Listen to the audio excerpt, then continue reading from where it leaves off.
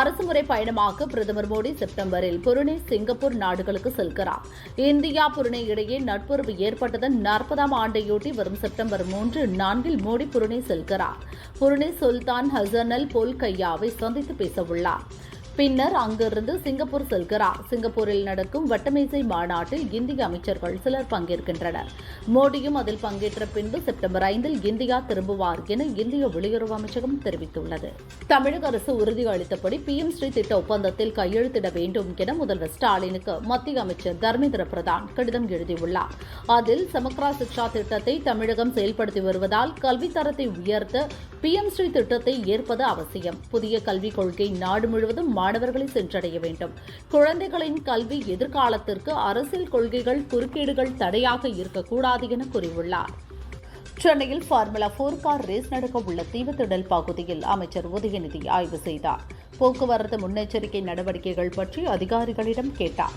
திட்டமிட்டபடி car race நடத்தப்பட வேண்டும் என போலீஸ் சென்னை மாநகராட்சி அதிகாரிகளுக்கு உத்தரவிட்டார். பகுஜன் சமாஜ் கட்சி மாநில தலைவராக இருந்த ஆம்ஸ்ட்ராங் கொலை சம்பவத்தில் ஆற்காடு சுரேஷ் தம்பி, பொன்னை பாலு மற்றும் 4 வக்கீல்கள் உட்பட 27 பேர் கைது செய்யப்பட்டனர். அதில் ரவுடி திருவேங்கடம் என்கவுண்டர் செய்யப்பட்டார். இந்த வழக்கில் கைதாகியுள்ள வக்கீல்கள் ஹரிஹரன், அஸ்வத்தாமன், சிவா, ஹரிதரன் ஆகிய 4 பேரும் வழக்கு முடியும் வரை வக்கீலாக தொழில் செய்ய தமிழ்நாடு புதுச்சேரி பார் கவுன்சில் தடை விதித்துள்ளது. லோக்சபா தேர்தலில் வேட்பாளருக்கு அளித்த நிதி கணக்கை தேர்தல் ஆணையத்திடம் காங்கிரஸ் அளித்தது. வயநாடு, ரேபரேலி 2 தொகுதியில் போட்டியிட்ட ராகுலுக்கு தலா 70 லட்சம் வீதம் 1.40 கோடி ரூபாயை காங்கிரஸ் செலவு செய்துள்ளது. ஹிமாச்சலின் மண்டி தொகுதியில் விக்ரமாதித்யாவுக்கு அதிகபட்சமாக 87 லட்சம் ரூபாய் தரப்பட்டது. அவர் பாஜகவின் கங்கனா ரணாவத்திடம் தோற்றார். ஸ்மிருதி இரானியை தோற்கடித்த கிஷோர்லால், ஆழப்புலா வேணுகோபால், விருதுநகர் மாணிக் தாக்கூர் ஆகியோருக்கு தலா 70 லட்சம் தரப்பட்டுள்ளது. குஜராத்தில் கனமழை தொடர்கிறது. ஜாம்நகர், போர்பந்தர் மாவட்டங்களில் குடியிருப்புகளில் வெள்ளம் புகுந்ததால் ஆயிரக்கணக்கானோர் முகாம்களில் தங்க வைக்கப்பட்டுள்ளனர். கனமழை தொடரும் என வானிலை மையம் கணித்துள்ளதால் 2 மாவட்டங்களில் வெள்ளத்தில் பாதிக்கப்பட்டோரை படகுகளில் மீட்கும் பணி முடுக்கிவிடப்பட்டுள்ளன. பாரிஸில் நடைபெறும் 17வது பாரா ஒலிம்பிக்கில் 84 இந்தியர்கள் உட்பட 4400 பேர் கலந்து கொண்டுள்ளனர். 10 மீட்டர் ஏர் ரைபிள் பிரிவில் இந்தியாவின் அவனி லெகரா தங்கமும், மோனா அகர்வால் வெண்கலமும் வென்றனர். 10 மீட்டர் ஏர் பிஸ்டல் ஆண்கள் பிரிவில் மனிஷ் நர்வால் வெள்ளியும், 100 மீட்டர் ஓட்டத்தில் பிரித்திபால் வெண்கலமும் கைப்பற்றினார். ஒரே நாளில் இந்தியா 1 தங்கம், 1 வெள்ளி, 2 வெண்கலம் என 4 பதக்கங்களை வென்றது. தூத்துக்குடி முத்தையாபுரம் டாக் ரசாயன ஆலையில் அமோனியா வாயு கசிவு ஏற்பட்டது. சரி செய்யும் பணியில் ஈடுபட்ட ஊழியர் ஹரிஹரன் சம்பவ இடத்திலேயே இறந்தார். மேலும் 4 பேர் தீவிர சிகிச்சை பிரிவில் அட்மிட் செய்யப்பட்டுள்ளனர். கேரள மாநிலம் பாலக்காட்டில் நடக்கும் RSS கூட்டத்தில் பங்கேற்க பாஜக தேசிய தலைவர் நட்டா கோவை வந்தார். கோவை ஏர்போர்ட்டில் பாஜக தொண்டர்கள் மாலை அணிவித்து மரியாதை கொடுத்தனர். பூக்கள் தூவி வரவேற்றனர். பாஜக தொண்டர்களுக்கு நட்டா சல்யூட் அடித்து நன்றி சொன்னார். கொடநாடு கொலை கொள்ளை வழக்கு ஊட்டிக்கோட்டில் விசாரணைக்கு வந்தது. இந்த வழக்கில் குற்றம் சாட்டப்பட்டவர்கள் செல்போனுக்கு வெளிநாட்டில் இருந்து அழைப்பு வந்துள்ளது. இதுகுறித்த இன்டர்போல் விசாரணை அறிக்கை இன்னும் வந்து சேரவில்லை என அரசு தரப்பு வழக்கறிஞர்கள் ஷாஜகான் மற்றும் கனகராஜ் கூறினர். இதையடுத்து வழக்கு விசாரணை செப்டம்பர் 27க்கு ஒத்திவைக்கப்பட்டது. மகாராஷ்டிரா மாநிலம் ராஜ்கோட் கோட்டையில் பிரதமர் மோடி திறந்து வைத்த மராட்டிய மன்னர் சத்ரபதி சிவாஜி சிலை சில நாட்களுக்கு முன் இடிந்து விழுந்தது. இது தொடர்பாக எதிர்க்கட்சிகள் மத்திய மாநில அரசுகள் மீது குற்றம் சாட்டி வந்தன. இந்த சூழலில் சிவாஜி சிலை உடைந்ததற்காக பிரதமர் மோடி மன்னிப்பு கேட்டுள்ளார். மகாராஷ்டிராவில் நடந்த நிகழ்ச்சி ஒன்றில் பேசிய மோடி, எங்களை பொறுத்தவரை சிவாஜி என்பது வெறும் பெயர் அல்ல, அவர் ஒரு மகாராஜா, எங்கள் ஆராதனைக்கு உரிய கடவுள் என புகழாரம் சூட்டினார். மகாராஷ்டிராவின் பால்கரில் நடந்த விழாவில் பிரதமர் மோடி பங்கேற்று 76,000 கோடி ரூபாய் மதிப்பிலான பிரம்மாண்ட துறைமுக திட்டத்திற்கு அடிக்கல் நாட்டினார். மேலும் 1,560 கோடி ரூபாய் மதிப்பிலான 218 மீன்வளத்துறை திட்டங்களுக்கும் அடிக்கல் நாட்டினார். பாகிஸ்தானுடன் நேரடி பேச்சுவார்த்தை நடத்திய காலம் முடிந்துவிட்டது. இனிமேல் அந்நாட்டின் ஒவ்வொரு நடவடிக்கைக்கும் எதிர்வினை இருக்கும். பயங்கரவாதமும் பேச்சுவார்த்தையும் ஒருசேர நடக்காது என்பதில் உறுதியாக இருக்கிறோம் என மத்திய அமைச்சர் ஜெய்சங்கர் கூறினார். பாகிஸ்தானில் பயங்கரவாதம் என்பது தொழில்முறையாக மாறிவிட்டது. இத்தகைய அச்சுறுத்தலை நாம் எதிர்கொள்ளும் நிலையில் இல்லை என்றும் தெரிவித்தார். அமெரிக்காவில் சான் பிரான்சிஸ்கோ நகரில் நடைபெற்ற முதலீட்டாளர் மாநாட்டில் முதல்வர் ஸ்டாலின் முன்னிலையில் நோக்கியா, பேபால் உட்பட 8 நிறுவனங்கள் தமிழகத்தில் தொழில் முதலீடு செய்ய ஒப்புக்கொண்டன. இதன் மூலம் 700 கோடி அளவிலான முதலீடுகளும் 2,500க்கும் மேற்பட்டவர்களுக்கு வேலைவாய்ப்பும் கிடைக்கும் என தெரிவிக்கப்பட்டுள்ளது. அமெரிக்கா சென்றுள்ள முதல்வர் ஸ்டாலின் சான் பிரான்சிஸ்கோவில் நடந்த முதலீட்டாளர்கள் மாநாட்டில் கலந்து கொண்டார். ஒரே நாளில் 900 கோடிக்கும் அதிகமான முதலீடுகள் ஈர்க்கப்பட்டுள்ளன. இதுபற்றி முதல்வர் ஸ்டாலின் கருத்து தெரிவித்துள்ளார். ஒரு உற்சாகமான மாலை பொழுதில் முதலீட்டாளர்கள் மாநாட்டில் ஆற்றல் மிக்க விவாதங்களை நடத்தினோம். எல்லையில்லா ஆற்றல் மற்றும் பரந்த வாய்ப்புகளின் நிலமான தமிழகத்துக்கு உலகளாவிய முதலீட்டாளர்களை அழைத்தோம். நிலையான உறுதியுடன் நம் கனவுகளை துரத்துவோம் என ஸ்டாலின் கூறியுள்ளார். அமெரிக்காவின் சான் பிரான்சிஸ்கோ நகரில் ஜிம்மில் வாக்கிங் செல்வது போன்ற போட்டோவை வெளியிட்ட ஸ்டாலின், சான் பிரான்சிஸ்கோவில் ஒரு விறுவிறுப்பான நடைப்பயணத்துடன் நாளை தொடங்குகிறது. முதலீட்டாளர்கள் மாநாட்டிற்கு தயாராகிறேன் என தெரிவித்துள்ளார். அமெரிக்காவின் சான் பிரான்சிஸ்கோவில் முதல்வர் ஸ்டாலின் தலைமையில் முதலீட்டாளர்கள் மாநாடு நடந்தது. மாநாட்டில் தமிழில் பேசிய முதல்வர் ஸ்டாலின், இந்தியாவின் 2வது பெரிய பொருளாதார மாநிலமாக தமிழகம் இன்று விளங்கிக் கொண்டிருக்கிறது. அமெரிக்க நிறுவனங்கள் தமிழகத்தில் முதலீடு செய்ய முன்வர வேண்டும் என அழைப்பு விடுத்தார். தமிழகத்தில் கஞ்சா தடை செய்யப்பட்டு இருந்தாலும் விற்பனை தடையின்றி நடக்கிறது. ஹெராயின், கொகைன் போன்ற போதைப் பொருட்களும் விற்கப்படுகிறது. இதற்கு இளைஞர்கள் அதிக அளவில் அடிமையாகின்றனர் என கவர்னர் ரவி கூறினார். தமிழகத்தில் போதைப் பொருளை விற்பனை செய்வதற்கான சிண்டிகேட் உள்ளது. இது மிகப்பெரிய பிரச்சினை. நாம் போதைப் பொருள் புழக்கத்தை முற்றிலும் வெளியேற்ற வேண்டும் என தெரிவித்தார்.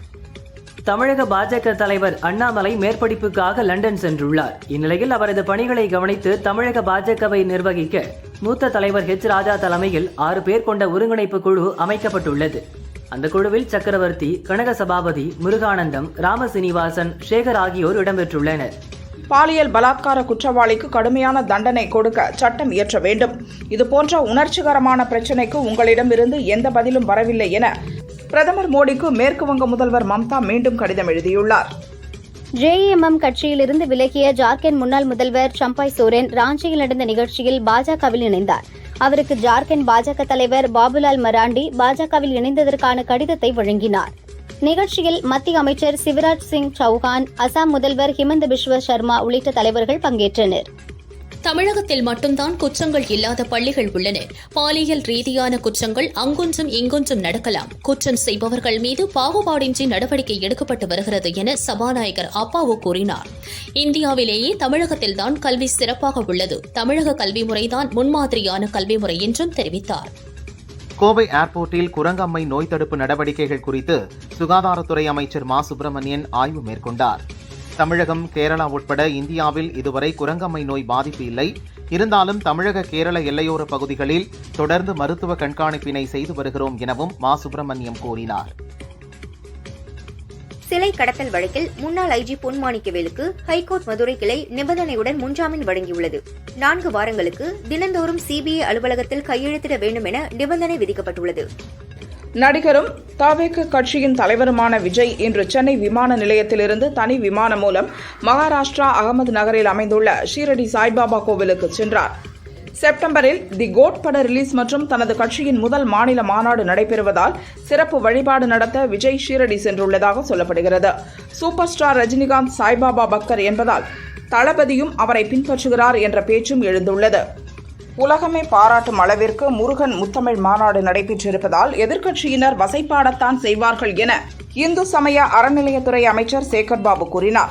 திமுக ஆட்சி அமைந்த பிறகு இன்றுடன் 2005 கோவில்களுக்கு குடமுழுக்குகள் நிறைவு பெற்றுள்ளதாகவும் தெரிவித்தார். ஜெயலலிதா மறைவுக்கு பிறகு பழனிசாமிக்கு பதிலாக முன்னாள் சபாநாயகர் தனபாலை முதல்வராக்கலாம் என சசிகலாவிடம் கூறினேன். இதனை திருமாவளவன் உள்ளிட்டோர் வரவேற்றனர். ஆனால் 38 தலித் MLAக்கள் அதற்கு ஒத்து வரவில்லை என சசிகலா சகோதரர் திவாகரன் கூறினார்.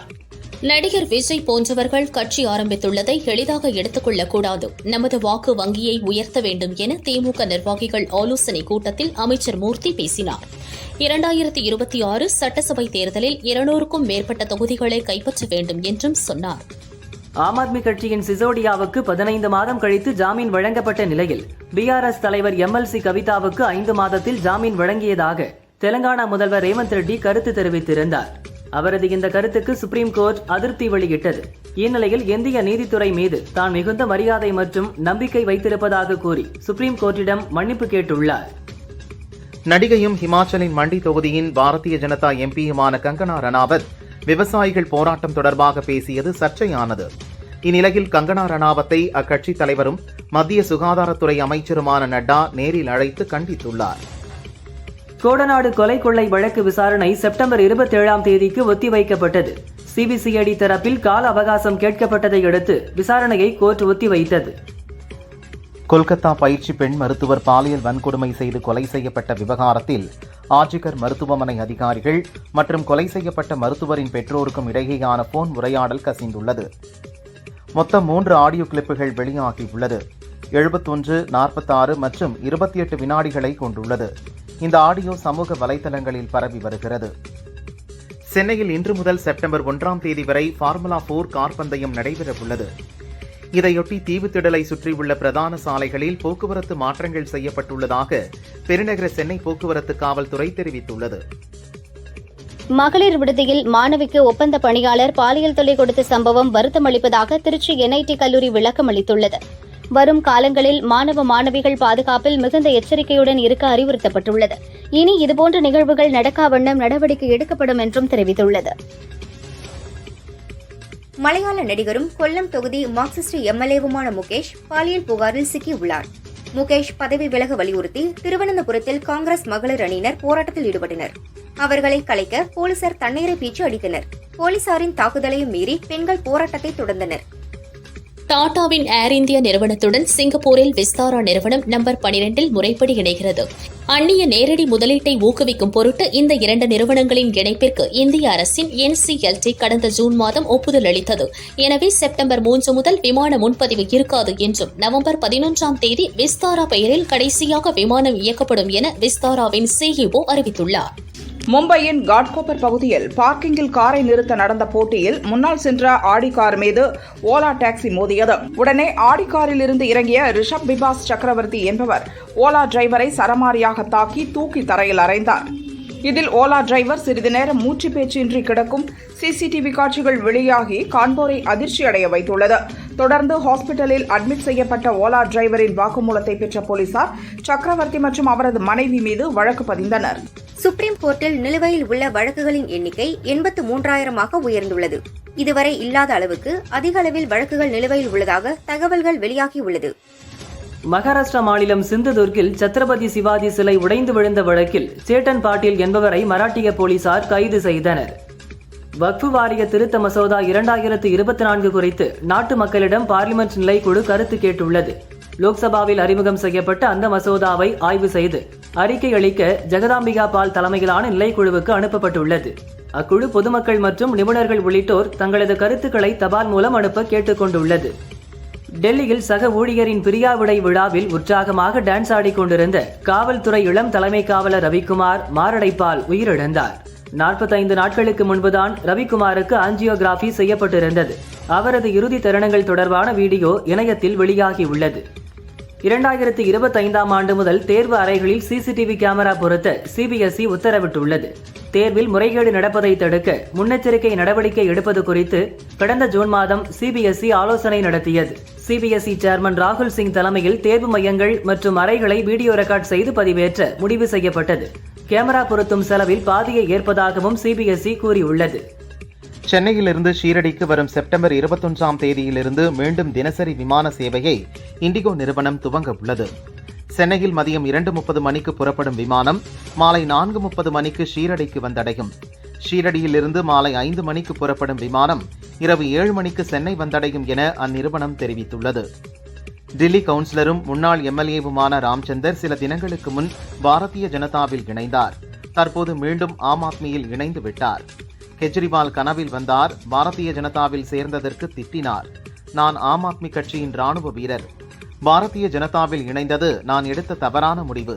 எனது குடும்பத்தினர் எடுத்து சொல்லி புரிய வைத்தனர். இதனால் மீண்டும் ஆம் ஆத்மிக்கு திரும்பிவிட்டேன் என்று விளக்கம் கொடுத்துள்ளார். கடற்படையில் இன்னும் 6 மாதங்களில் 3வது அணுசக்தி நீர்மூழ்கி இணைக்கப்பட உள்ளது. 2வது அணுசக்தி நீர்மூழ்கியான INS அரிகாட் நேற்று இணைக்கப்பட்டது. இதையடுத்து 3வது நீர்மூழ்கியான INS அரிதமான் தயாரிக்கப்பட்டு வெள்ளோட்டம் நடக்கிறது. INS அரிகாட்டை விட கூடுதல் தூரம் ஏவக்கூடிய ஏவுகணைகளை INS அரிதமானில் கொண்டு செல்ல முடியும் என கூறப்பட்டுள்ளது. மேற்கு வங்க மாநிலம் கொல்கத்தாவில் பயிற்சி டாக்டர் பலாத்காரம் செய்யப்பட்டு கொல்லப்பட்ட சம்பவத்தை கண்டித்து ஜனாதிபதி திரௌபதி முர்மு சமீபத்தில் கட்டுரை எழுதியிருந்தார். தற்போது ஜனாதிபதியின் கருத்துகளுக்கு காங்கிரஸ் வரவேற்பு தெரிவித்துள்ளது. மலையாள திரைப்பட நடிகைகள் கொடுத்த பாலியல் புகாரின் பேரில் நடிகர்கள் ஜெயசூர்யா, முகேஷ் உள்ளிட்டோர் மீது பாலியல் பலாத்காரம், கொலை மிரட்டல் உள்ளிட்ட பல்வேறு பிரிவுகளின் கீழ் வழக்கு பதிவு செய்யப்பட்டது. இந்நிலையில் திருவனந்தபுரத்தை சேர்ந்த நடிகை ஒருவர் தன்னிடம் படப்பிடிப்பின் போது அத்துமீறியதாக கொடுத்த புகாரின் பேரில் நடிகர் ஜெயசூர்யா மீது மேலும் ஒரு பாலியல் வழக்கு பாய்ந்தது. தர்மபுரி மாவட்டம் பெண்ணாகரம் அருகே மடம் கிராமம் எல்லம்மாள் கோவில் கும்பாபிஷேக விழா விமரிசையாக நடந்தது. கோபுர கலசம் மீது புனித நீர் ஊற்றப்பட்டு சூழ்ந்து நின்ற பக்தர்கள் மீதும் நீர் தெளிக்கப்பட்டது. புஷ்ப அலங்காரத்தில் அருள்பாலித்த அம்மனை திரளான பக்தர்கள் தரிசனம் செய்தனர். திருச்செந்தூர் சுப்பிரமணிய சுவாமி கோவிலில் ஆவணி திருவிழா கோலாகலமாக நடந்து வருகிறது. 7ஆம் நாளான இன்று உற்சவர் சண்முக விலாச மண்டபத்தில் இருந்து வெட்டிவேர் சப்பரத்தில் எழுந்தருளினார். அங்கிருந்து பிள்ளையன் கட்டளை மண்டபத்திற்கு வந்தடைந்த சண்முகரை திரளான பக்தர்கள் அரோகரா கோஷமிட்டு வழிபட்டனர். காஞ்சிபுரம் மாநகராட்சிக்கு உட்பட்ட கோட்ராம்பாளைய தெரு பகுதியில் உள்ள செல்வ விநாயகர் மற்றும் ரேணுகாம்பாள் கோவிலில் கும்பாபிஷேகம் வெகு விமரிசையாக நடைபெற்றது. சுற்று வட்டாரத்தைச் சேர்ந்த பக்தர்கள் திரளாக கலந்து கொண்டு தரிசனம் செய்தனர். விநாயகர் சதுர்த்தியை முன்னிட்டு மும்பையில் விநாயகர் சிலைகள் விற்பனை தொடங்கியுள்ளது. ராம் லல்லா சிலை அதிக அளவில் விற்கப்படுகிறது. விநாயகர் சிலை 1 அடி முதல் 7 அடி வரை சுமார் 4000 ரூபாய் முதல் 70,000 ரூபாய் வரை விற்கப்படுவதாக வியாபாரிகள் தெரிவித்தனர். ராணிப்பேட்டை மாவட்டம் சோளிங்கர் அடுத்த கரிக்கல் கிராமத்தில் அமைந்துள்ள கொஞ்சை காத்த குமரன் ஆலய நாராயணசாமி சித்தர் ஆலயத்தில் கும்பாபிஷேகம் விமரிசையாக நடந்தது. இதில் சோளிங்கர் எம்எல்ஏ AM முனிரத்னம் உட்பட திரளான பக்தர்கள் கலந்து கொண்டனர். ஆலய நிர்வாகம் சார்பில் பக்தர்களுக்கு அன்னதானம் வழங்கப்பட்டது. கோவை மேட்டுப்பாளையம் ஹவுசிங் யூனிட் ராஜகணபதி கோவிலில் கும்பாபிஷேக விழா விமரிசையாக நடந்தது. ஹரஹர மகா கணபதி என்ற கோஷங்கள் முழங்க கோபுர கலசங்கள் மீது புனித நீர் ஊற்றப்பட்டு கும்பாபிஷேகம் நடத்தப்பட்டது. சிறப்பு அலங்காரத்தில் அருள் பாலித்த ராஜகணபதியை திரளான பக்தர்கள் தரிசனம் செய்தனர். திருச்செந்தூர் சுப்பிரமணிய சுவாமி கோவிலில் ஆவணி திருவிழா ஆகஸ்ட் 24ஆம் தேதி கொடியேற்றத்துடன் துவங்கியது. 7ஆம் நாள் விழாவில் உற்சவர் சண்முகர் பிள்ளையான் கட்டளை மண்டபத்தில் சிவப்பு சாந்தி கோலத்தில் எழுந்தருளினார். பின்னர் நடராஜர் அலங்காரத்தில் சிவ அம்சமாக காட்சியளித்தார். திரளான பக்தர்கள் சாமி தரிசனம் செய்தனர். தஞ்சை மாவட்டம் திருமங்கலக்கோட்டை கிராமத்தில் அமைந்துள்ள நாட்டுப்பிள்ளையார் செல்வ விநாயகர் ஆலய அஷ்டபந்தன மகா கும்பாபிஷேகம் சிறப்பாக நடந்தது. அப்பகுதியை சேர்ந்த 200க்கும் மேற்பட்ட பெண்கள் சீருடை போல் ஒரே வண்ண நிறத்தில் சேலை அணிந்து செண்டை மேளம் முழங்க நாதஸ்வர கச்சேரியுடன் கிராமத்தின் முக்கிய வீதிகளின் வழியாக ஊர்வலமாக முளைப்பாரி எடுத்து வந்தனர். பொன்னேரி அருகே பழமை வாய்ந்த வரசித்தி விநாயகர் கோயில் கும்பாபிஷேகம் வெகு விமர்சையாக நடைபெற்றது. இதில் சுற்றுவட்டார பகுதிகளைச் சேர்ந்த பொதுமக்கள் திரளாக கலந்து கொண்டனர். சேலம் மாவட்டம் மாத்தூர் அருகே ஓலப்பாடி செல்லியம்மன் கோவிலில் தேர் திருவிழா விமரிசையாக நடந்தது. மலர்களால் அலங்கரிக்கப்பட்ட 27 அடி உயரமுள்ள தேரில் செல்லியம்மனை வைத்து வழிபட்டனர். ஓம் சக்தி பராசக்தி என முழங்கியபடி ஏராளமான பக்தர்கள் தேரின் வடம் பிடித்து இழுத்தனர். புதுச்சேரி காரைக்கால் அடுத்த கோவில்பத்து பகுதியில் அமைந்துள்ள பழமை வாய்ந்த ஸ்ரீ கோதண்டராமர் ஆலய திருப்பணி வேலைகள் முடிந்து இன்று மகா கும்பாபிஷேகம் சிறப்பாக நடைபெற்றது. இதில் அமைச்சர் PRN திருமுருகன், ஆலய தனி அதிகாரி சுப்பிரமணியன் மற்றும் திருப்பணிக்குழு நிர்வாகிகள் உள்ளிட்ட 1000க்கும் மேற்பட்ட பக்தர்கள் கலந்து கொண்டு சுவாமி தரிசனம் செய்தனர். தஞ்சாவூர் மாவட்டம் தியாகசமுத்திரத்தில் அமைந்துள்ள பிருகத் சுந்தர குஜாம்பிகா சமேத மகாலிங்க சுவாமி ஆலய கும்பாபிஷேகம் விமரிசையாக நடந்தது. பல்வேறு கிராமங்களில் இருந்து திரளான பக்தர்கள் கலந்து கொண்டு சுவாமி தரிசனம் செய்தனர். மயிலாடுதுறை மாவட்டம் செம்பனார் கோவில் அருகே ரசலூர் கிராமத்தில் அமைந்துள்ள 1500 ஆண்டுகள் பழமை வாய்ந்த இளம் கொம்பனையாள் உடனுரை வீரட்டேஸ்வரர் ஆலய கும்பாபிஷேகம் விமரிசையாக நடந்தது. இதில் தருமபுரம் ஆதீனம், திருப்பனந்தாள் காசிமடத்து இளவரசு, மதுரை ஆதீனம், வேளாக்குறிச்சி ஆதீனம், தொண்டை மண்டல ஆதீனம், நாச்சியார் கோவில் ஆதீனம், செங்கோல் ஆதீனம், மயிலம் பொம்மபுர ஆதீனம், நெல்லை ஆதீனம், ஜப்பான் சிவ ஆதீனம் உள்ளிட்ட ஆதீனங்கள் கலந்து கொண்டனர். மத்திய மற்றும் அதையொட்டிய வடக்கு வங்கக்கடலில் புதிய காற்றழுத்த தாழ்வு பகுதி உருவாகியுள்ளது. தற்பொழுது ஆழ்ந்த காற்றழுத்த தாழ்வு பகுதியாக வலுப்பெற்றது. அதை அடுத்து தமிழகத்தில் 13 மாவட்டங்களுக்கு கனமழைக்கு வாய்ப்புள்ளதாக சென்னை வானிலை ஆய்வு மையம் தெரிவித்துள்ளது.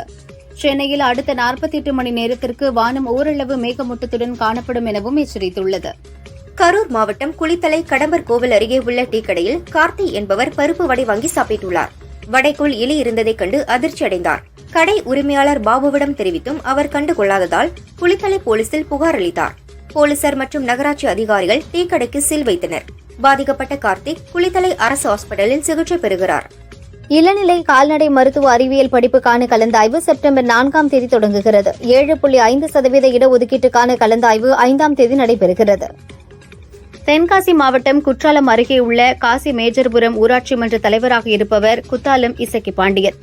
காசி மேஜர்புரம் பகுதியில் உள்ள அரசுக்கு சொந்தமான 9 ஏக்கர் குளத்தில் 3 கோடி ரூபாய் மதிப்புள்ள 1 ஏக்கர் நிலம் ஆக்கிரமிக்கப்பட்டுள்ளது. இந்த நிலத்தை மீட்க நடவடிக்கை எடுக்க வேண்டும் என வருவாய்த்துறை அதிகாரிகளிடம் மனு அளித்தார். காஞ்சிபுரம் கெருகம்பாக்கம் கொளப்பாக்கம் ஊராட்சி பகுதியில் கலெக்டர் மற்றும் அதிகாரிகள் மழைநீர் வடிகால் பணிகள் குறித்து ஆய்வு செய்தனர். குப்பைகளை வீடுகளில் சென்று எடுக்காததால் ஓரிடத்தில் வந்து மக்கள் கொட்டுகிறார்கள். அதற்கு நாம் தான் பொறுப்பு என அதிகாரிகளை கலெக்டர் கண்டித்தார். கோவை கலெக்டர் அலுவலகத்தில் தேசிய கால்நடை நோய் தடுப்பு திட்டத்தின் கீழ் நடமாடும் கால்நடை மருத்துவ வாகன சேவை தொடக்க நிகழ்ச்சி நடந்தது. ஒவ்வொரு நடமாடும் வாகனத்திலும் கால்நடை டாக்டர், உதவியாளர், ஓட்டுநர் என 3 பேர் பணியில் இருப்பர். காலை 8 மணி முதல் மதியம் 2 மணி வரை செயல்படும். அவசர சிகிச்சைக்காக 1962 என்ற உதவி எண்ணை அழைக்கலாம் என கால்நடை அதிகாரிகள் தெரிவித்தனர். காஞ்சிபுரத்தில் தயாரிக்கப்பட்ட தங்கரதம் அமெரிக்காவில் உள்ள கோயிலுக்கு கொண்டு செல்லப்படுகிறது. 4 டன் எடையுடன் 21 அடி உயரத்தில் 1,25,00,000 ரூபாய் மதிப்பீட்டில் தங்கரதம் தயாரிக்கப்பட்டுள்ளது. அதிமுக பொதுச் செயலாளர் பழனிசாமியை தரக்குறைவாக பேசிய பாஜக மாநில தலைவர் அண்ணாமலையை கண்டித்து சேலம் மாவட்டம் அருகே சங்ககிரி பழைய பஸ் ஸ்டாண்ட் அருகே 300க்கும் மேற்பட்ட அதிமுகவினர் ஆர்ப்பாட்டத்தில் ஈடுபட்டனர். அண்ணாமலைக்கு எதிரான கண்டன கோஷங்களை எழுப்பியதுடன் அவரது உருவ பொம்மையை எரித்து ஆர்ப்பாட்டம் செய்தனர். ஏலகிரி மலைப்பகுதியில் வன விலங்குகளுக்காக வனத்துறையின் மூலம் நிறுவப்பட்டுள்ள தண்ணீர் தொட்டியில் நீர் எப்போதும் நிரப்பப்படுவதில்லை என ஆர்வலர்கள் தெரிவித்தனர். தண்ணீர் தொட்டி சிதிலமடைந்து மழை தண்ணீரும் தேங்கி நிற்பதில்லை என்றும் கூறினார். இதனால் தண்ணீர் தேடி வனவிலங்குகள் தவித்து வருகின்றன. வேலூரில் உழவர் களஞ்சியம் என்ற பெயரில் விவசாயிகள் கண்காட்சி மற்றும் வேளாண் பொருட்கள் விற்பனை மையம் இன்று துவங்கியது. 2 நாட்கள் நடைபெறும் இந்த கண்காட்சியை கலெக்டர் சுப்புலட்சுமி துவங்கி வைத்தார். விவசாயிகள் அரசு வழங்கும் சலுகைகளை தெரிந்து கொண்டு நவீன தொழில்நுட்பங்களை பயன்படுத்திக் கொள்ள முன்வர வேண்டும் என்றும் கூறினார். கோவை மாவட்டம் மேட்டுப்பாளையம் அருகே இலுப்பநத்தத்தில் 29,09,000 மதிப்பில் புதிய ஊராட்சி மன்ற கட்டிடத்தின் பூமி பூஜை நடந்தது. மேட்டுப்பாளையம் எம்எல்ஏ செல்வராஜ் அடிக்கல் நாட்டி துவக்கி வைத்தார். தெலங்கானாவில் தனியார் ஆய்வகத்தில் கொதிகலன் வெடித்து தீப்பிடித்ததால் சுற்றுவட்டார பகுதியில் கரும் புகை சூழ்ந்தது. ஆய்வகம் தேசிய நெடுஞ்சாலையை ஒட்டி உள்ளதால் வாகன ஓட்டிகள் கடும் சிரமம் அடைந்தனர். பல மணி நேர போராட்டத்திற்கு பின்னர் தீ அணைக்கப்பட்டது. திருச்சி திருவெரும்பூர் அருகே உள்ள என்ஐடி கல்லூரி விடுதியில் மாணவி ஒருவருக்கு பாலியல் தொல்லை கொடுத்த ஒப்பந்த ஊழியர் கதிரேசன் என்பவர் கைது செய்யப்பட்டார். இந்த சம்பவத்தால் கொதித்து போன மாணவ மாணவிகள் கல்லூரி வளாகத்தில் உள்ள என்ஐடி இயக்குநர் அகிலாவின் வீட்டை முற்றுகையிட்டு விடிய போராட்டம் நடத்தினர். விடுதி காப்பாளர் மன்னிப்பு கேட்டதைத் தொடர்ந்து மாணவர்கள் போராட்டத்தை கைவிட்டு கலைந்து சென்றனர். சிவகங்கை அடுத்துள்ள இலுப்பக்குடி கிராமத்தில் உள்ள ஹிந்து திபெத் எல்லை பாதுகாப்பு படை பயிற்சி மையத்தில் 44 வாரங்கள் பயிற்சி முடித்து 1084 வீரர்கள் பணிக்கு திரும்பும் அணிவகுப்பு நிகழ்ச்சி நடந்தது. வீரர்கள் சாகசங்கள் செய்து அசத்தினர். பயிற்சி மைய ஐஜி நிர்பய் சிங் பயிற்சியில் சிறந்து விளங்கிய வீரர்களுக்கு பதக்கங்கள் வழங்கினார். நெல்லை மாநகராட்சியில் சுய உதவிக் குழுக்கள் மூலம் பணிபுரியும் 523 தூய்மை பணியாளர்களுக்கு 24ஆம் தேதி முதல் பணி வழங்கப்படவில்லை. இதனை கண்டித்து மாநகராட்சி வளாகத்தில் தூய்மை பணியாளர்கள் 523 பேரும் காத்திருப்பு போராட்டத்தை துவங்கினர். தீர்வு கிடைக்கும் வரை போராட்டத்தை தொடர்வோம் என தெரிவித்தனர். திருச்சி என்ஐடி கல்லூரி மாணவியிடம் பாலியல் அத்துமீறலில் ஈடுபட்ட நபர் ஏற்கனவே கைது செய்யப்பட்டுள்ளார். வார்டன்கள் மீது கல்லூரி நிர்வாகம் நடவடிக்கை எடுக்கும் என மாவட்ட கலெக்டர் பிரதீப்குமார் கூறினார். பாலியல் தொல்லை தொடர்பாக இதுவரை மாவட்ட நிர்வாகத்திற்கு எந்த புகாரும் வரவில்லை. புகார் வரும் பட்சத்தில் கடும் நடவடிக்கை எடுக்கப்படும் என்றும் தெரிவித்தார். விருதுநகர் மாவட்டம் வெம்பக்கோட்டையில் தற்போது 3ஆம் கட்ட அகழாய்வு பணிகள் நடைபெற்று வருகின்றன. அகழாய்வில் அலங்கரிக்கப்பட்ட முழுமையான சங்கு வளையல் கண்டெடுக்கப்பட்டுள்ளது. அகழாய்வு பணியில் தொடர்ந்து பழங்கால பொருட்கள் கிடைத்து வருவதாக தொல்லியல் துறை அதிகாரிகள் தகவல் தெரிவித்துள்ளனர். மாமன்னர் பூலித்தேவனின் 309வது பிறந்த நாளை முன்னிட்டு தென்காசி மாவட்டம் முழுவதும் நாளை மாலை 6 மணி முதல் செப்டம்பர் 2ஆம் தேதி காலை 10 மணி வரை ஊரடங்கு அமல்படுத்தப்படும் என கலெக்டர் கமல் கிஷோர் அறிவித்துள்ளார். இந்த ஊரடங்கு அறிவிப்பின்படி 4 நபர்களுக்கு மேல் கூடி நின்றால் சட்டப்படி நடவடிக்கை எடுக்கப்படும் எனவும் கலெக்டர் எச்சரிக்கை விடுத்துள்ளார். பொங்கல் பண்டிகைக்கான இலவச வேட்டி சேலை வழங்கும் திட்டத்தில் 6600 மெட்ரிக் டன் நூல் வாங்க கைத்தறித்துறை டெண்டர் கோரியது. இலவச வேட்டி சேலை வழங்கும் திட்டத்திற்கு 100 கோடி ரூபாய் ஒதுக்கீடு செய்து ஆணை வெளியிடப்பட்டுள்ளது. கோவை மாவட்டம் வால்பாறையில் பருவமழை மீண்டும் தீவிரமடைந்துள்ளது. தொடர்ந்து மழை பெய்து வருவதால் சோலையாறு அணை 4வது முறையாக நிரம்பியது. PAP பாசன விவசாயிகள் மகிழ்ச்சியடைந்தனர். கோவை மாவட்டம் வால்பாறை அடுத்த பச்சைமலை நெடுஞ்சாலையில் உணவு தேடி ஒற்றை யானை நடந்து சென்றது. இதை பார்த்த தேயிலை தோட்ட தொழிலாளர்கள் அலறியடித்து ஓடினர். தகவல் அறிந்த வனத்துறையினர் யானையை தொடர்ந்து கண்காணித்து வருகின்றனர். சேலம் மாவட்டத்தில் ஆத்தூர் நகரம், நரசிங்கபுரம், கொத்தாம்பாடி, பைத்தூர், மஞ்சினி உள்ளிட்ட பகுதிகளில் சுமார் 1 மணி நேரம் மழை கொட்டி தீர்த்தது. குளிர்ச்சியான சூழல் நிலவியதால் பொதுமக்களும் விவசாயிகளும் மகிழ்ச்சியடைந்தனர். தென்காசி மாவட்ட மேற்கு தொடர்ச்சி மலைப்பகுதிகளில் பெய்த தொடர் மழையால் மெயினருவி மற்றும் ஐந்தருவியில் வெள்ளப்பெருக்கு ஏற்பட்டது. இதனால் சுற்றுலா பயணிகள் குளிக்க 2வது நாளாக தடை விதிக்கப்பட்டது. அருவிகளில் குளிக்க வந்த சுற்றுலா பயணிகள் ஏமாற்றத்துடன் திரும்பிச் சென்றனர். ரிசர்வ் வங்கியின் பெயரை பயன்படுத்தி மக்களிடம் பல்வேறு வகையான மோசடிகளில் சிலர் ஈடுபட முயற்சிப்பதாக தகவல்கள் கிடைத்துள்ளன. எனவே OTP, KYC வங்கி விவரங்களை கேட்கும் நபர்களிடம் மக்கள் விழிப்புடன் இருக்க வேண்டும் என ரிசர்வ் வங்கி அறிவுறுத்தியுள்ளது. தஞ்சை தலைமை தபால் நிலையம் அருகே அதிமுக பொதுச் செயலாளர் பழனிசாமியை கண்டித்து பாரதிய ஜனதாவினர் கண்டன ஆர்ப்பாட்டம் நடத்தினர். அப்போது எடப்பாடி பழனிசாமி, சசிகலா மற்றும் பாரதிய ஜனதா கூட்டணி கட்சி தலைவரான TTV தினகரன் உருவப்படங்களை எரித்தும் துடைப்பத்தால் அடித்தும் ஆர்ப்பாட்டத்தில் ஈடுபட்டனர். வங்கக்கடலில் உருவாகியுள்ள காற்றழுத்த தாழ்வு பகுதி அடுத்த 2 நாட்களில் காற்றழுத்த தாழ்வு மண்டலமாக வலுவடைந்து வடக்கு ஆந்திரா மற்றும் ஒடிசா நோக்கி நகரலாம் என வானிலை மையம் தெரிவித்துள்ளது. இதனால் செப்டம்பர் 4ஆம் தேதி வரை மிதமான மழை தொடரும் எனவும் தெரிவித்துள்ளது. சென்னை போரூர் அருகே பெண்ணை கட்டி போட்டு மயக்க ஸ்ப்ரே அடித்து 25 பவுன் நகை கொள்ளையடிக்கப்பட்ட சம்பவம் பெரும் பரபரப்பை ஏற்படுத்தியுள்ளது. போலீசார் அந்த பகுதியில் உள்ள கண்காணிப்பு கேமரா காட்சிகளை ஆய்வு செய்து கொள்ளையர்களை தேடுகின்றனர். சென்னையில் பெண் டாக்டருக்கு ஆபாச படம் அனுப்பிய 27 வயதான டாக்டர் சுரேஷ்குமார் கைது செய்யப்பட்டுள்ளார். பெண் டாக்டரும் சுரேஷும் கல்லூரியில் ஒன்றாக படித்து நண்பர்களாக இருந்த நிலையில் கடந்த ஆண்டு பெண் டாக்டருக்கு திருமணம் நடந்துள்ளது. இதில் ஆத்திரமடைந்த சுரேஷ் ஆபாச படங்களை பெண் டாக்டருக்கும் அவரது கணவருக்கும் அனுப்பி தொல்லை கொடுத்துள்ளார். அதைத் தொடர்ந்து பெண் டாக்டரின் கணவர் ராஜேஷ் கௌதம் அளித்த புகாரின் அடிப்படையில் பல்லாவரம் போலீசார் சுரேஷ்குமாரை கைது செய்து சிறையில் அடைத்தனர். தருமபுரி மாவட்டம் பாப்பிரெட்டிப்பட்டி அருகே மோளையானூர் கிராமத்தில் போலி மருத்துவம் பார்த்த வெங்கடேசன் என்பவரை மருத்துவ குழுவினர் கையும் களவுமாக பிடித்து பாப்பிரெட்டிப்பட்டி போலீசிடம் ஒப்படைத்தனர். ஸ்டெத்தஸ்கோப், ஊசி, மருந்து மாத்திரைகள், குளுக்கோஸ் பாட்டில்களை பறிமுதல் செய்து விசாரித்து வருகின்றனர். அவன் மருத்துவமனையில் அட்மிட் செய்யப்பட்டான். இதுகுறித்து சத்துவாச்சாரி போலீசார் விசாரிக்கின்றனர். சேலம் மாவட்டம் வாழப்பாடி வனச்சரகம் விளாம்பட்டி காப்புக்காட்டில் காட்டுப்பன்றியை பிடிப்பதற்காக வலைகளை கட்டிக் கொண்டிருந்த 4 பேரை வனத்துறையினர் கைது செய்தனர். அவர்களிடமிருந்து வலைகள், ஈட்டி உள்ளிட்ட ஆயுதங்களை பறிமுதல் செய்து தலா 75,000 என 3 லட்சம் ரூபாய் அபராதம் விதித்தனர். தேனி மாவட்டம் நாகலாபுரம் அருகே உள்ள மூலிகை மருத்துவமனையில் சிவகுமார் என்பவர் தனது மனைவி ராஜேஸ்வரி என்பவரை சிகிச்சைக்காக அழைத்து சென்றார். சிகிச்சையின் போது உடல்நிலை மோசமானது. வேறு ஹாஸ்பிட்டலுக்கு அழைத்து சென்றபோது ராஜேஸ்வரி பரிதாபமாக இறந்தார். மூலிகை மருத்துவமனையை நடத்தி வந்த போலி டாக்டர் ராமசாமியை போலீசார் கைது செய்தனர். கடலூர் மாவட்டம் காட்டுமன்னார் கோவில் அங்காளம்மன் கோவில் தெருவை சேர்ந்த ரமணிபாய் என்பவர் கொடைக்கானல் தாலுகா பழம்புத்தூர் கிராமத்தைச் சேர்ந்தவர் ராமு, வயது 23. முன்விரோதம் காரணமாக சில நாட்களுக்கு முன்பு ராமு கொலை செய்யப்பட்டார். இவரது கொலை வழக்கு தொடர்பாக பழனிசாமி, அவரது மகன் பாண்டியராஜன் மற்றும் சிவகுமார், கிஷோர், ஜெயக்குமார் ஆகியோர் கைது செய்யப்பட்டனர். தலைமறைவாக உள்ள மேலும் ஒருவரை தேடுகின்றனர். தென்காசி மாவட்டம் மேலமெஞ்சானபுரம் பகுதியில் உள்ள டாஸ்மாக் பாரை திமுக நிர்வாகி மாரியப்பன் என்பவர் நடத்தி வருகிறார்.